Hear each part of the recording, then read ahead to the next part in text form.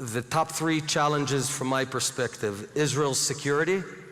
The number 2 challenge is bridging the Jewish divide between Israelis and Jews abroad, primarily in the United States of America. And the third one is internal Israeli unity. The main goal within, as Minister of Diaspora Affairs, is saving the Jews. We're going to be losing, if we don't act urgently, we're going to be losing millions of Jews to assimilation.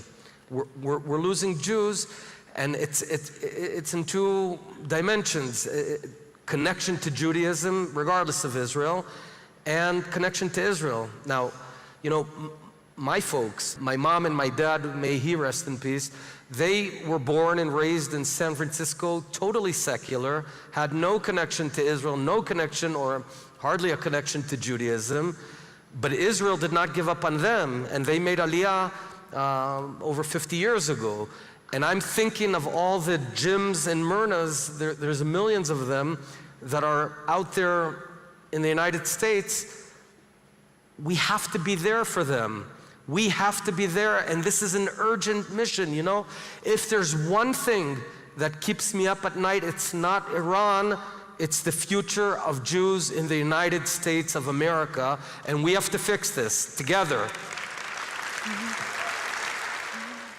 I think this is one of the greatest challenges of our generation, and for the next 5 years and 50 years, that's got to be on the top of our list. We talk about AJC, there's an Atlantic Jewish chasm growing between Israelis and Jews in the United States. I'm acutely cognizant of that fact. We can't wash it away. You know, the poll reflects that the Israeli population is gradually going more rightward and more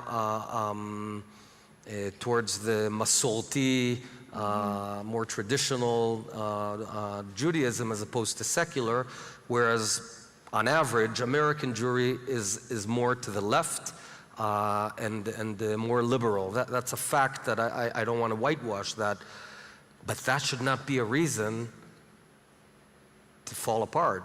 So we don't fully agree on everything. We are Jews, for heaven's sake. We're not supposed to agree on everything, but we are supposed to remember that we're one family. And that's the model I have. Think of a Pesach Seder, a Passover Seder. You know, you've got your family, the long, long Seder, and there's 15 different people with different opinions. One may be a Republican, the other a Democrat. So you can argue and even get a bit angry, but you are one family. And that's what we have to figure out now. I'm working really hard, brought a lot of money and resources of Israel. I was asked by Minister of Finance in the previous government, why are we taking taxpayer money from Israel? It should go to Sderot and it should go to, to Kiryat Shmona. Why should it go to Milwaukee and Atlanta, Georgia, or Latvia? I had 2 answers. The first answer is the more profound one, because. That's the answer. Because we're all Jews, and all Jews need to care about each other, period. No reason to explain. That's a fundamental command. The second reason is for Israel's future and strategic standing across the world, we need strong Jewish diasporas. Now, the magnitude of the calamity that we're facing, we've had only very few examples in Jewish history. We lost 10 tribes. There were 2 tribes and another 10. We lost 10 of them because of that disconnect. We can't let that happen. I know that there are people that are giving up on it and saying, we can get all our support from the evangelists and, it'll be whatever will be. I'm all for Christian support. I'm happy about that. That's great. But that's not instead of keeping the bonds between each other.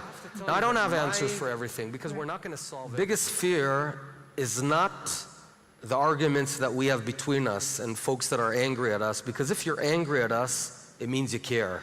We're already at a good place. I'll tell you a story. In my last visit to the States, I flew, I think it was from Boston to DC or from New York to DC. And next to me, there was a woman, her name was Elisha. I didn't know if she's Jewish or not, but I started small talk. So she's a 40-year-old Jewish woman from a place called Edina in Minnesota. There is a place called Edina.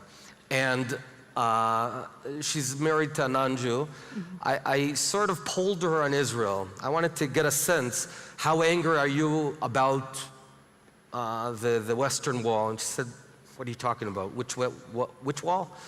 And while we're debating each other on the Western Wall, on conversion, my concern is the 3 to 4 million Elishas that don't know what we're talking about and don't care much about Israel because we're drifting away. That's what we need to focus on, and we'll continue debating this. I'm not, putting this aside. Right. We're not going to solve everything. I can promise you that. We won't be able to solve everything because there is a disconnect between the Israeli public that actually elects the officials and Jews around the world, primarily America. But we have to focus. In Israel, there's a term, where do you look for the coin you lost?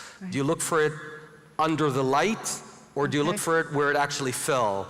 And sometimes it's always easy for us to debate, in the small world between us while we're losing 3 million Jews who are drifting away.